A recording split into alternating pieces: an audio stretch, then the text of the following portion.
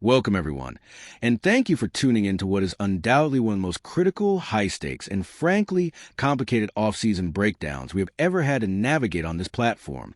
We are standing on the precipice of a monumental decision-making period for the Los Angeles Lakers, a franchise that is synonymous with glitz, glamour, and most importantly, championship expectations. But today, we are not just talking about the highlights on the floor, the buzzer beaters, or the iconic purple and gold jerseys. We are diving deep into the clandestine, cutthroat, and highly mathematical world of front office basketball operations. We are talking about the NBA salary cap specifically. We are breaking down a massive, breaking narrative that is currently sending shockwaves through the Lakers fan base and the broader NBA community. The headline, the reality that is staring the Lakers brass right in the face, is this: $50 million in hard-earned, meticulously planned salary cap space will completely and instantaneously vanish if LeBron James and Rui Hachimura sign their new contracts immediately at the onset of free agency. Let that sink in for a moment. $50 million. In the modern National Basketball Association, $50 million is the difference between constructing a legitimate, deep, defensively versatile championship contender and fielding a top-heavy, exhausted roster that gets bounced in the early rounds of the Western Conference playoffs. It is the lifeblood of team building. For months, the prevailing narrative across sports media networks, podcasts, and late-night sports talk radio has been that the Los Angeles Lakers are entering this summer armed with a financial war chest. Pundits and fans alike have been salivating over this projected $50 million in cap space. They've been dreaming of utilizing this massive financial flexibility to go out into the open market and secure a robust supporting cast. We have heard the rumors. The dreams of signing a top-tier, rim-protecting center take the physical toll off of Anthony Davis. The ambitions of acquiring elite, point-of-attack perimeter defenders who can chase down the dynamic, lightning-fast guards that populate the Western Conference. The desperate need for a high-volume, extremely accurate three-point shooters who can space the floor, punishing opposing defenses that dare to collapse into the paint when LeBron James drives to the basket. All of these dreams, all of these strategic roster upgrades have been built on the foundational belief that this $50 million is sitting there ready to be spent the second the free agency window officially opens. But here's the staggering, cold, hard truth of the NBA's collective bargaining agreement. That $50 million is what salary cap experts affectionately and terrifiedly refer to as phantom cap space. It is a mirage. It exists on paper, but it is heavily conditional, and it is entirely dependent on a precise sequence of events, the exact timing and the literal order of operations in which contracts are signed and submitted to the league office. To truly understand the gravity of this breaking news, we have to isolate the two main catalysts in this financial puzzle: LeBron James and Rui Hachimura. Let's start with LeBron James. We are talking about the all-time leading scorer in NBA history, a global icon, a four-time NBA champion, and a player who, even in the twilight of his unprecedented career, remains the absolute central gravitational force of this franchise. LeBron James recently concluded his previous contract, and as an unrestricted free agent, his future is entirely in his own hands. But because he was on the Lakers roster last season, the Lakers hold his bird rights. This is a crucial term. Bird rights, named after the legendary Larry Bird, allow a team to exceed the salary cap to re-sign their own veteran free agents. However, to prevent teams from simply using all their cap space on outside free agents and then re-signing their own players with bird rights with zero penalty, the NBA institutes something called a cap hold. Until LeBron James either signs a new contract or the Lakers officially renounce his rights, he carries a massive cap hold on the Lakers' salary cap sheet. This cap hold is a placeholder value, an imaginary number that counts against the team's total salary cap limit, just as if it were a real signed contract. For a player of LeBron's immense stature and previous salary bracket, his cap hold is astronomical, hovering near the maximum allowable limit, completely dominating the team's ledger. Now, let us bring Rui Hachimura into the equation. Rui Hachimura's situation is equally critical to this $50 million dilemma. When the Lakers acquired Hachimura, they didn't just trade for a player. They traded for an opportunity to solidify their front court for foreseeable future. Hachimura proved his absolute worth, especially under the brightest lights of the postseason. He transformed into a vital two-way contributor, a player capable of defending multiple positions, hitting incredibly clutch shots, and providing the physical strength and length that the Lakers desperately lacked on the wing. As his previous contract expires, he too enters the murky waters of free agency. Like LeBron, Hachimura carries a cap hold. Because he is coming off his rookie-scale extension or a previous deal, his cap hold is significant, perhaps in the neighborhood of $20 to $27 million, depending on his exact contractual status and qualifying offers. So, when you look at the Lakers' books, you might subtract their actively guaranteed contracts from the total salary cap and arrive at this glorious number of $50 million in space. But that math completely ignores the cap holds of LeBron James and Rui Hachimura. When you add LeBron's massive hold and Hachimura's substantial holdback onto the ledger, the Lakers do not have $50 million in cap space. In fact, they have zero. They are functionally operating as an over-the-cap team. This brings us to the crux of the breaking news and the terrifying reality for the Lakers front office. Let us say the clock strikes midnight, free agency begins, and both LeBron James and Rui Hachimura, eager to secure their futures and lock in their guaranteed money, march into the general manager's office and sign their new multi-year contracts immediately. The moment the ink dries on those contracts, those theoretical cap holds transform into actual, legally binding salaries on the books for the upcoming season. If LeBron signs a maximum or near maximum deal, and Hachimura signs a lucrative, long-term extension reflecting his immense value to the team, their combined starting salaries will effortlessly swallow up that entire $50 million buffer. If they sign immediately, the cap space is gone, evaporated, reduced to ash in a matter of seconds. And what happens next? The Lakers are instantly stripped of their ability to sign any significant outside free agents. They lose the capacity to offer substantial money to that desperately needed rim-protecting center. They lose the bidding war for premier 3-and-D wings available on the market. They are relegated to the bargain bin of free agency, forced to build the rest of their roster using only the veteran minimum exception and perhaps a very small mid-level exception, provided they haven't hard-capped themselves by crossing the newly established, incredibly punitive aprons in the latest collective bargaining agreement. The stakes could not possibly be higher. The Lakers front office is not just playing checkers. They are playing four-dimensional chess against a salary cap clock. To actually utilize that $50 million in cap space, the Lakers must engage in a perilous, high-wire balancing act. They need LeBron James and Rui Hachimura to wait. They need them to verbally agree to their deals, but intentionally delay putting pen to paper. By delaying the official signing, the Lakers could theoretically renounce the cap holds, clear the decks, spend the $50 million on outside free agents, and only then, circle back and use their bird rights or other mechanisms to finalize the deals with LeBron and Hachimura.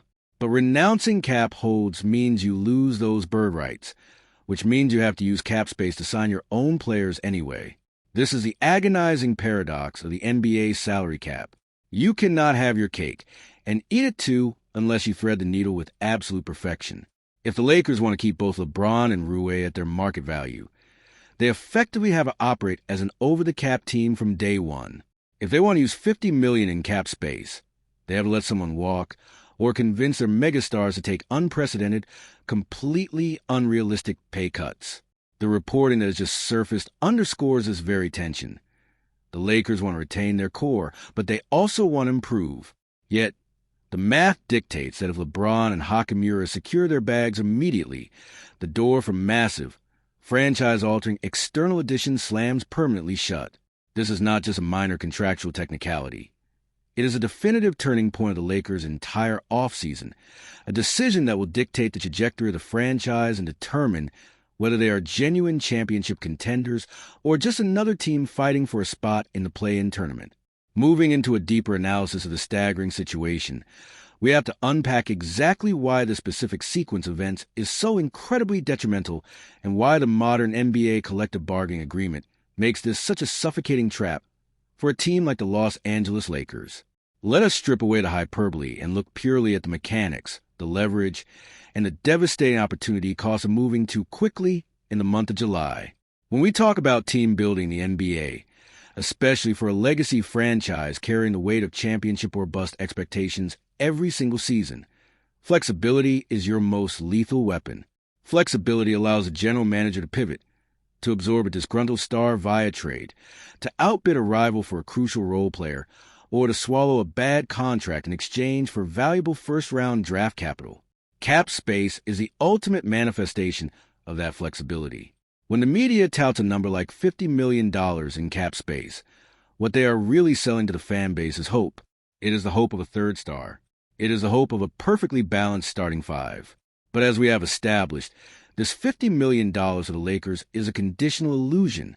Let us examine the exact sequence of events that would occur if the Lakers chose the path of immediate gratification. If LeBron James and Rui Hachimura sign their contracts the moment free agency opens. First, we must acknowledge the human element and the business leverage involved. LeBron James is a billionaire.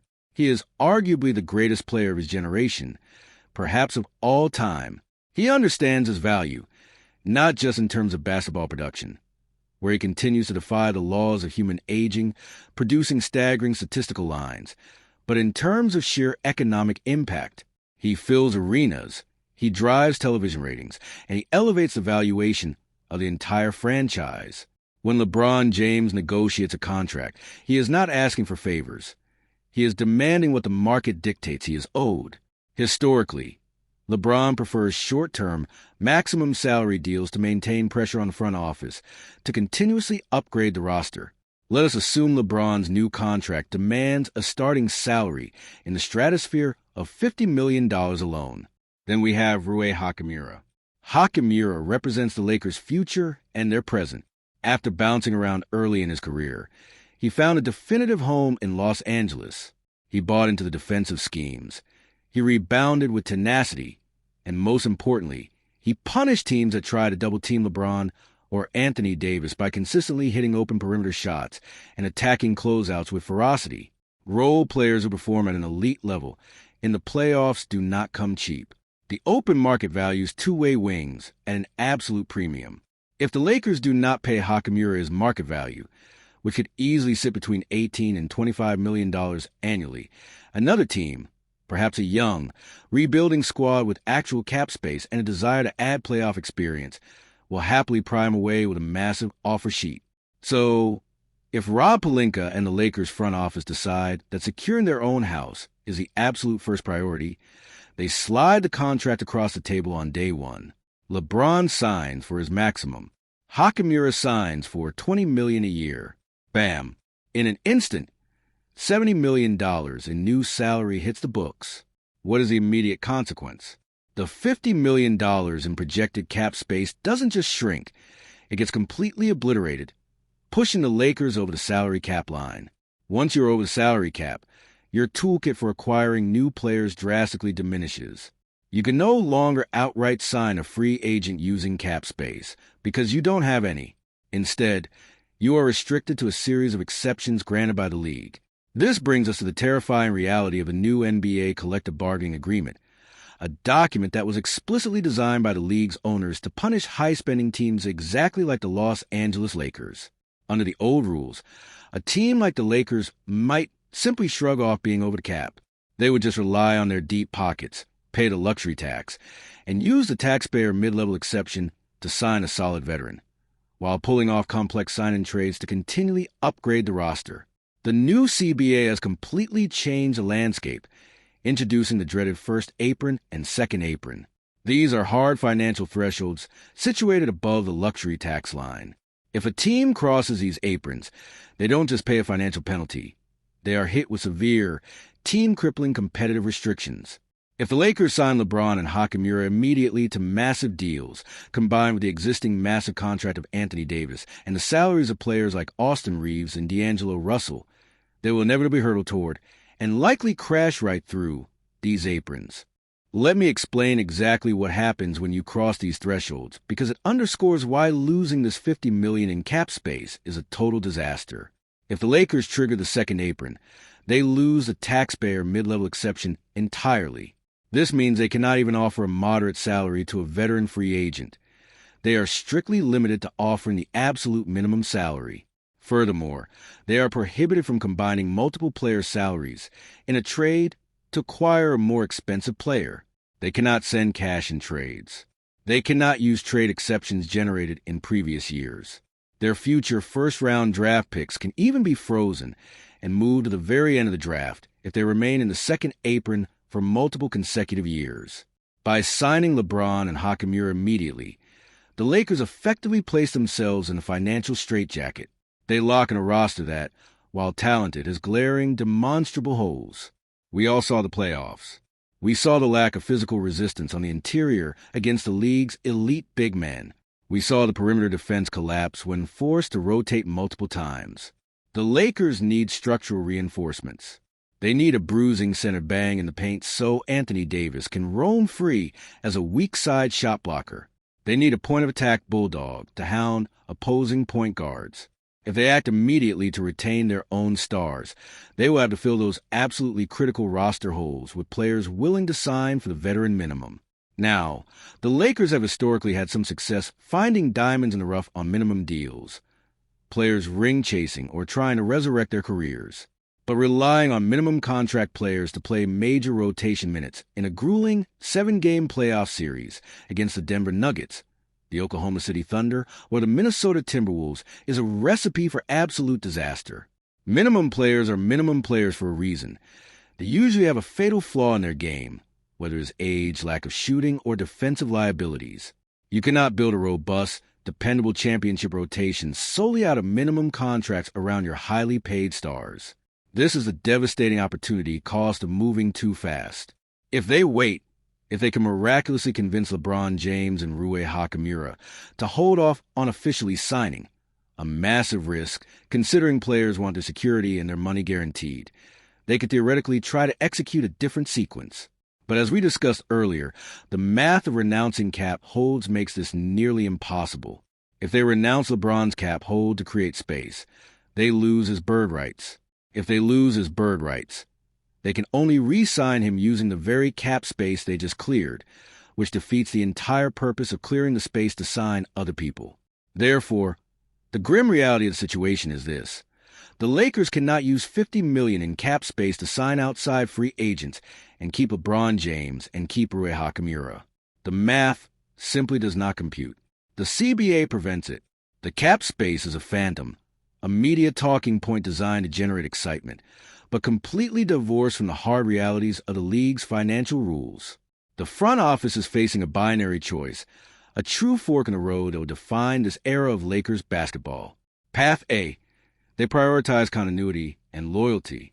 They sign LeBron James to whatever he demands. They reward Rui Hachimura for his stellar play. In doing so, they completely abandon the concept of cap space. They accept that there will be a severely capped-out team, likely restricted by the punitive new aprons, and they commit to essentially running it back with a top-heavy roster, praying that internal development from players like Max Christie and absolute perfect health from LeBron and AD will somehow be enough to overcome the deep, terrifyingly talented rosters in the West. Path B. They decide that the current core is simply not good enough to win a championship. They make the incredibly unpopular, potentially catastrophic decision to let a key piece walk. Perhaps they balk at Hachimura's price tag, allowing him to sign elsewhere, thereby freeing up a sliver of actual cap space, perhaps the non-taxpayer mid-level exception or a chunk of raw space, to chase a different type of player, like a dedicated center or a different wing. Or, in the most extreme, almost unthinkable scenario, LeBron James decides that the team cannot improve enough with him taking a max salary, and he either takes a gargantuan, historically unprecedented pay cut to open up space, or he decides to leave entirely. The pressure on the Lakers front office is suffocating. Every other general manager in the league is watching this unfold, knowing that the Lakers' hands are tied by their own cap holds. Agents representing outside free agents know that the Lakers' promises of a big payday are likely hollow unless they are prepared to gut their own roster. This is the ultimate chess match, and the Lakers are currently playing with fewer pieces than the media narrative suggests. The $50 million is not a war chest. It is a mirage. It is a mathematical anomaly created by the transition period before contracts are officially signed. If LeBron James and Rui Hachimura do what every logical, self-interested professional athlete does and secure their financial futures at the earliest possible moment, the Lakers' dreams of massive free agency splash will die before the ink is even dry. They will be locked in, financially paralyzed, and forced to navigate the most difficult Western Conference in a decade armed only with veteran minimums and prayers. As we wrap up this extensive deep dive, we have to look at the broader implications for the Los Angeles Lakers organization and what this means for the closing window of the LeBron James era. We have spent this time deconstructing the myth of the $50 million cap space, revealing it for what it truly is, a fleeting, nearly impossible to utilize financial illusion that disappears the second the Lakers prioritize retaining their own foundational pieces. The reality that the Lakers front office must confront is incredibly sobering. For years, the organizational philosophy of the Lakers has been built on the premise of star power and financial muscle. They have historically relied on their market size, their incredible brand prestige, and their willingness to spend exorbitant amounts of money to attract the best talent in the world and surround them with capable veterans. But the new NBA collective bargaining agreement was specifically intentionally engineered to destroy that exact team-building model. The league wants parity. The league wants to penalize teams that hoard expensive talent. And right now, the Lakers are caught squarely in the crosshairs of these new, draconian financial rules. If LeBron James and Rui Hachimura sign immediately, the Lakers are not just losing $50 million in theoretical spending power. They are actively choosing a path of extreme roster inflexibility. They are choosing to bet the entire house, the mortgage, and the farm on the belief that a core of LeBron James, Anthony Davis, Austin Reeves, and Rui Hachimura is inherently good enough to win an NBA championship. They are betting that they do not need a major external upgrade, because the financial rules will completely prevent them from acquiring one. This puts an insurmountable amount of pressure on the coaching staff to scheme their way out of physical deficits. It puts an unfair burden on the scouting department to find Hall of Fame talent at the veteran minimum price point. Most alarmingly, it puts a terrifying workload on a 41-year-old LeBron James and an historically injury-prone Anthony Davis to play flawlessly, exhaustively, and relentlessly for 82 regular season games and a grueling 2-month playoff run, because there will be no high-price reinforcements coming through that door to save them. The narrative surrounding this offseason needs to shift immediately. Fans need to temper their expectations and understand the absolute rigidity of the salary cap. You cannot simultaneously celebrate the immediate re-signing of your star players and demand that the front office go out and sign the best available free agents on the open market. The math forbids it. The CBA prevents it. The $50 million is gone. Ultimately, this situation highlights the incredibly delicate tightrope that general managers must walk in the modern NBA. It is no longer just about identifying talent. It is about mastering an arcane, incredibly complex legal document that dictates exactly when, how, and for how much you can acquire that talent. The Lakers are at a crossroads. The decisions made in the opening hours of free agency will permanently cast a die for the upcoming season. If the alerts hit your phone that LeBron and Rui have immediately inked their deals, you will know instantly that the roster you see is essentially the roster you're going to get. The phantom cap space will have vanished, leaving behind the harsh, uncompromising reality of building a championship team on a budget. Thank you for staying with us through this incredibly complex, deep dive analysis. The business of basketball is often just as thrilling and certainly more consequential than the action on hardwood. We will continue to monitor the situation by the minute, analyzing every leak, every rumor, and every officially signed contract as this high-stakes chess match unfolds in Los Angeles. This is a defining moment for the Lakers franchise, and we will be here to break down the fallout. Until next time, keep your eyes on the cap sheet, and we will see you in the next breakdown.